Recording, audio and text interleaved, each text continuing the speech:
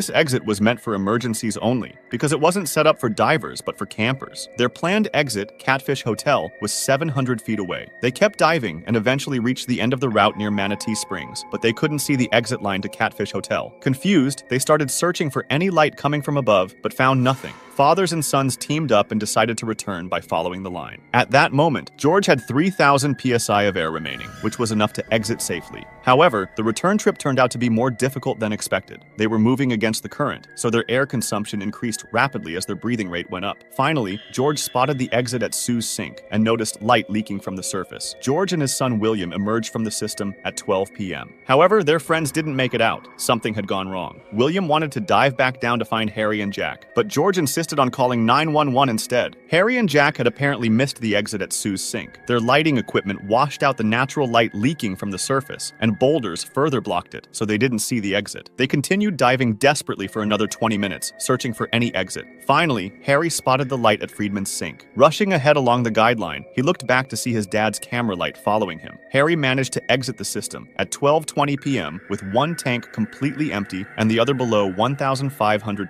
psi, but his father Jack did not emerge. William and George met up with Harry at Friedman's sink, and they talked about why they had missed the exit at Catfish Hotel. They later realized there was no upline leading to Catfish Hotel. Deep inside the cave, they could see light from the surface, but it was partly blocked by a 10-foot deep passage arranged in a double L shape, a detail they wouldn't have known without prior experience. In fact, many divers enter through Catfish Hotel and exit at Friedman's sink because it's easier, even though they have to dive against the current. Cave rescuers arrived around 12:50 p.m. and found Jack's lifeless body just 100 feet from the exit at Friedman's sink. Both of his tanks were completely empty. He had traveled 3,400 feet through the system and ran out of air in the last 100 feet. His final movement was recorded at 12:17 p.m., just 3 minutes before his son surfaced and 17 minutes after his friends surfaced at